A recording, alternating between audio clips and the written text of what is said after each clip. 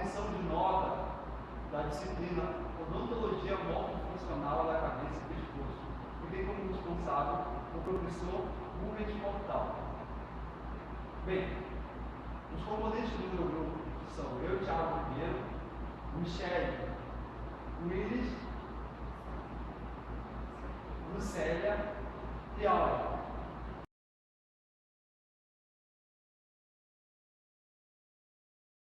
As fossas nasais são duas cavidades localizadas na base do nariz. Elas são revestidas internamente pela mucosa nasal, que possui um grande número de vasos sanguíneos. O calor do líquido nesses vasos aquece o ar e assim as demais vias respiratórias e os pulmões recebem ar aquecido. A mucosa tem também pequenos pelos e produz uma substância viscosa levemente amarelada, denominada muco. Além de lubrificar a mucosa, junto com os pelos, retém micróbios e partículas de poeira do ar, funcionando como filtro. Serve também para umedecer o ar. Fossas nasais tem a função de filtrar, umedecer e aquecer o ar que é inspirado. São duas cavidades localizadas na base do nariz, paralelas, que começam nas narinas e terminam na faringe. Elas são separadas uma da outra por uma parede cartilaginosa denominada septo nasal. Em seu interior há dobras chamadas de cornetos nasais, que forçam o ar a turbilhonar. No teto das fossas nasais existem células sensoriais responsáveis pelo sentido do olfato. Elas são revestidas internamente pela mucosa nasal, que possui um grande número de vasos sanguíneos. O calor do sangue nesses vasos sanguíneos aquece o ar e assim as demais vias respiratórias. Os pulmões recebem o ar aquecido. A mucosa também tem pequenos pelos e produz uma substância viscosa, levemente amarelada, denominada muco. Além de lubrificar a mucosa, junto com os pelos, retém micróbios e partículas de poeira do ar, funcionando como um filtro. Serve também para umedecer o ar. Vou falar sobre as fossas nasais e o osso etimoidal. O osso etimoidal, eu vou falar sobre a crista de galho, que se localiza aqui nessa pontinha, e a lâmina cribriforme. Essa lâmina cribriforme que se encontra esses forames, pequenos forames por onde passam os nervos olfatórios, o primeiro par de nervo craniano.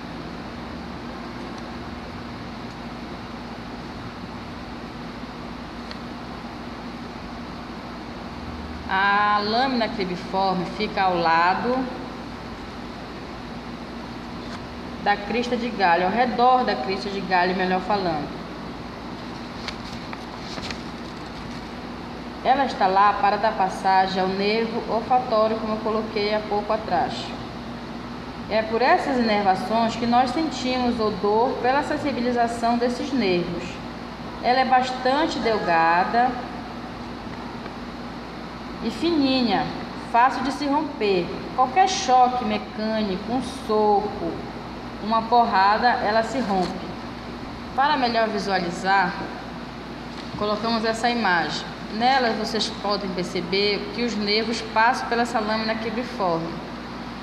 Esses nervos, como eu coloquei anteriormente, com um choque, um soco, um acidente, uma queda, uma paulada, se esses nervos chegam a se romper, nós temos a anosmia. O que vem ser a anosmia? Vem ser a falta de odor. O paciente não sente odor.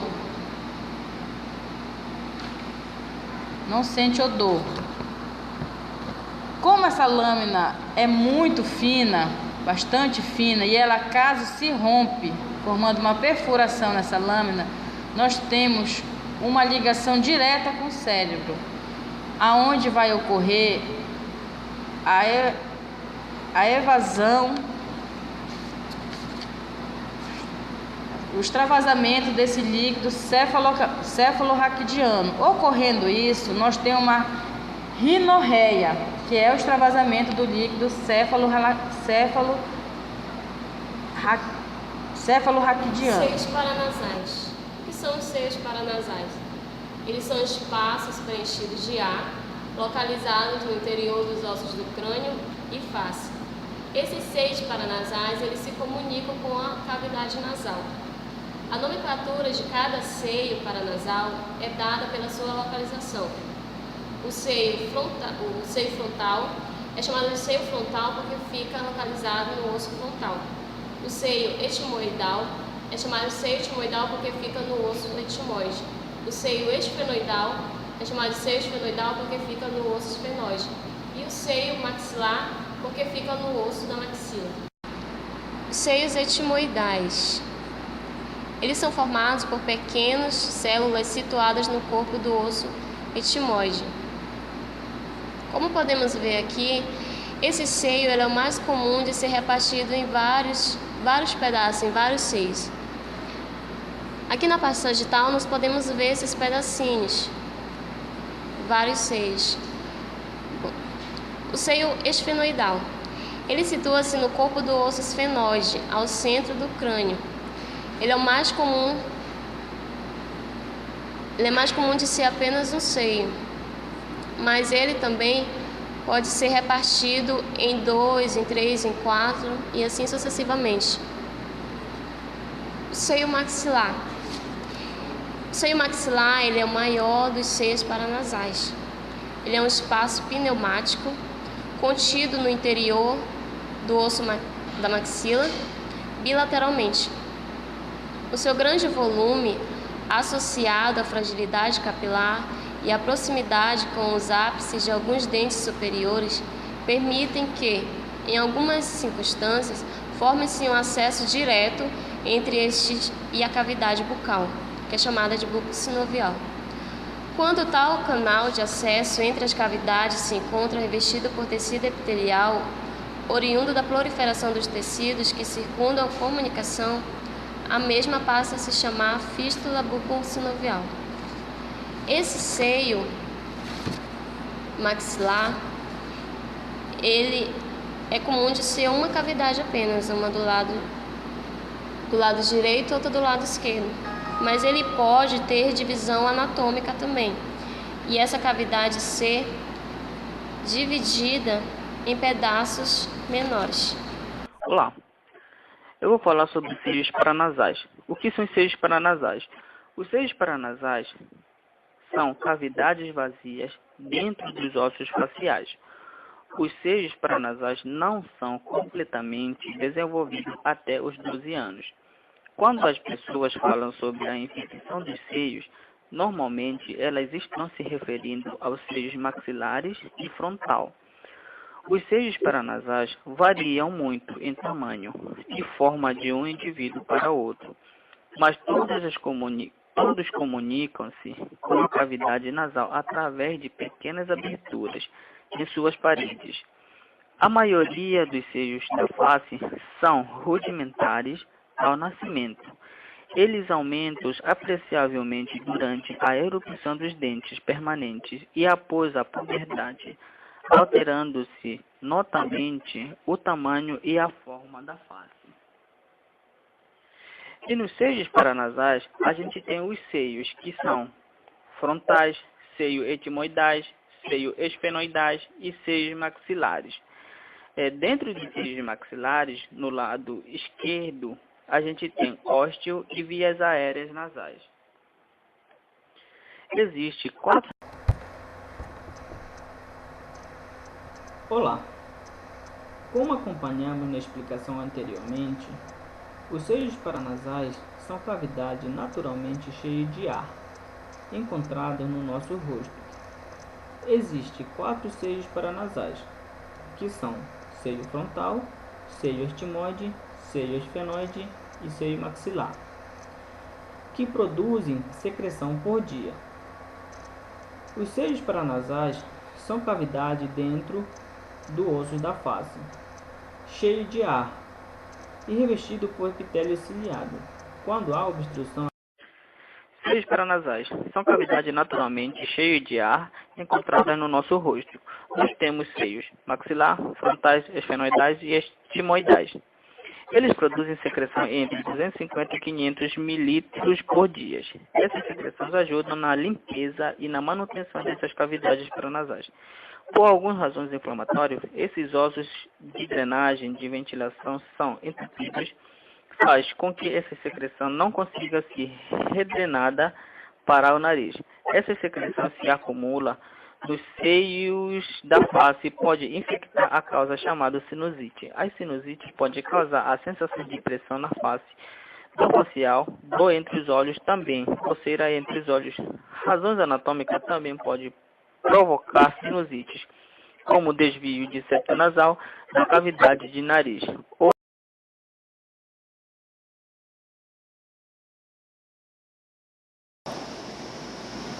Eu vou falar sobre os pilares de resistência. Também, no caso, sobre as áreas de fragilidade óssea. Então, o que vão ser esses pilares de resistência? Na verdade, eles são linhas de distribuição de força. E essas linhas, elas vão dissipar essa força na maxila, ok? Falando um pouco da maxila, ela vai servir para dar passagem para vias aéreas, né? E também para o tubo digestivo, ok?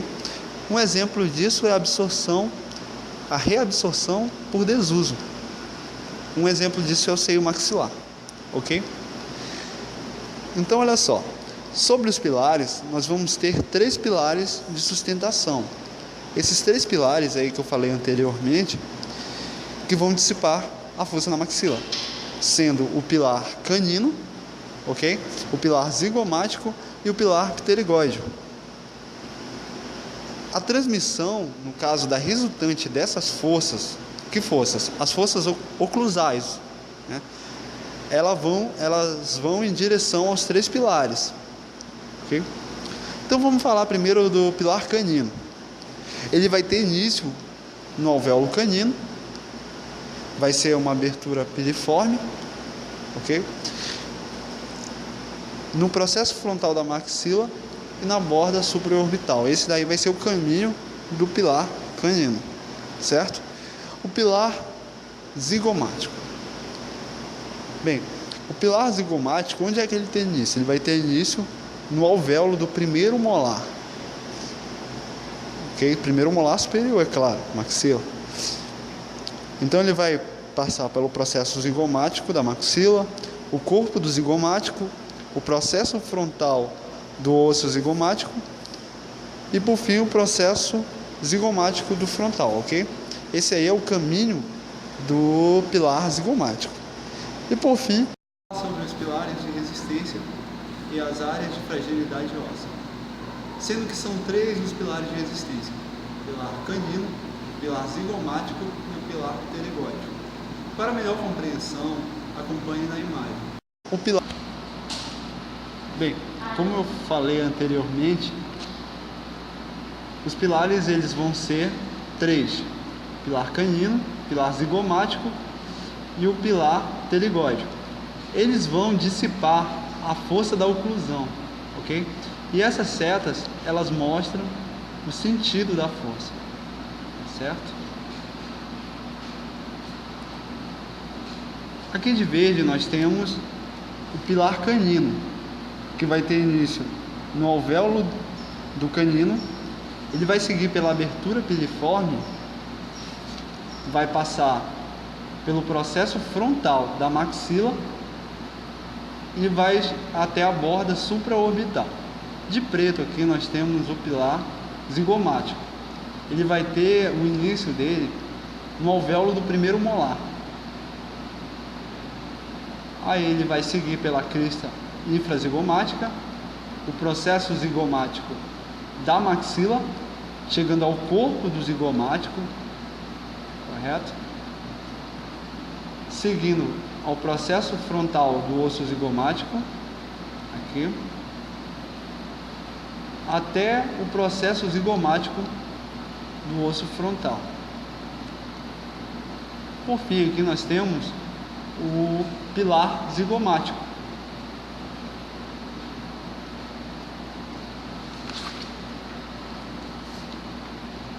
Que vai ter início.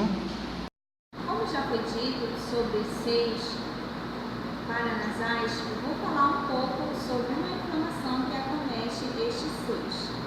É a sinusite. Sinusite é uma inflamação das vias respiratórias superiores, conhecida como seios paranasais, geralmente associada por um processo infeccioso por vírus. Dando continuidade aos seios paranasais, eu irei falar um pouco sobre a sinusite. Sinusite é uma inflamação que acomete os seios paranasais. Anexo ao nariz, em relação aonde encontramos os seios paranasais, são estruturas que apresentam comunicação direta com o nariz. Por isso, muitas vezes com problemas relacionados a ele. O mais comum é a sinusite. Uma inflamação dos seios paranasais que causa dor e pressão na face, secreção nasal de cor de coloração variada, desde clara, espessada até verde amarelada a mal-estar. Geralmente, o paciente apresenta febre e tosse. A sinusite pode ser aguda, como o que ocorre na complicação das gripes crônicas e aguda. Não é bem tratada. A confirmação diagnóstica pode ser dada por exames nasofibroscopia ou exames de imagem tais como radiografias, tomografias, distingue a dor da sinusite crônica e enxaqueca a fim de que seja instituído o tratamento correto. A pessoa que está com essa inflamação, geralmente por conta de ar-condicionado, gripes mal curadas, por isso a inflamação nos seios paranasais. Portanto, o tratamento você pode lavar com soro fisiológico e evitar ar-condicionado, poeiras e gripe mal curada. Além do que já foi dito pelos nossos colegas em relação aos seios frontais, paranasais e maxilares, eu irei falar sobre a infecção que acontece nos seios paranasais, que é a sinusite. Infecções sinuais podem afetar os nervos e provocar dor. Aliás, o seio maxilar, que é mais frequentemente e se torna sede de infecção por vários motivos, e dentre eles o odontogênio. A abertura natural do seio maxilar situa no nível muito alto para a drenagem natural de pus, de tal forma que este pode ficar contido, estagnado. Apesar de tudo, de todos os seios paranasais, o mais fácil de irrigar. Quando as várias funções atribuídas aos seios paranasais, há uma mais provável, desde que a temperatura do ar no seu interior seja mais elevada do que do ar inspirado. Os seios paranasais funcionam como insuladores para o assoalho e o cérebro. Sua camada de ar é de lenta renovação, aproximadamente 15 minutos no seio frontal, e, portanto, isolam as estruturas neurais na órbita e fossas anterior média do crânio, protegendo-as, assim, do resfriamento e injúria pela passagem nasal de ar frio. Mas o modo de crescimento desproporcional do esqueleto da face também pode explicar a presença dos seios paranasais. No caso do osso frontal, por exemplo, o crescimento da sua lâmina interna é relativamente lenta em relação ao crescimento da lâmina externa. Este crescimento diferencial causa uma separação de ambos e o aparecimento do espaço no seio frontal. No caso do seio maxilar, existe uma adaptação da maxila à forma arquitetônica do crânio, principalmente a região supraorbital, que é bastante projetada para frente. A maxila também aumenta e projeta-se para a frente com a sua lâmina externa, para ficar a prumo com a fronte e o seio maxilar. E eles passam a ocupar uma área maior do que qualquer modo não seria preenchido por osso. Em relação a esta inflamação, acontece a sinusite, sobre essa inflamação sinuais, que a encontramos perto ou anexo ao nariz. Os seios paranasais, que são estruturas que apresentam a comunicação direta com o nariz. É por isso que muitas vezes, com problemas relacionados a ele, o mais comum dessa inflamação é a sinusite dos seios paranasais, que causam dor e pressão na face. Secreção nasal de coloração variada, desde clara, espessada, até verde amarelada, e mal-estar geral do paciente, que pode acontecer febre, tosse. A sinusite pode ser aguda, como o que ocorre na complicação das gripes, ou crônica, quando a aguda não é bem tratada. A confirmação pode ser diagnosticada, ou dada por exames de nasofibroscopia ou exames de imagem, tais como radiografia, tomografias, deve-se distinguir a dor neste tipo de exame, para saber se a pessoa tem sinusite crônica e enxaqueca. E o tratamento deve ser correto, deve ser um tratamento rigoroso, a fim que seja instituído, para o paciente um tratamento diferenciado em relação a esta inflamação. E isso pode ocasionar danos ao paciente, pessoas que podem falar pelo nariz, podem ter desvio de septo.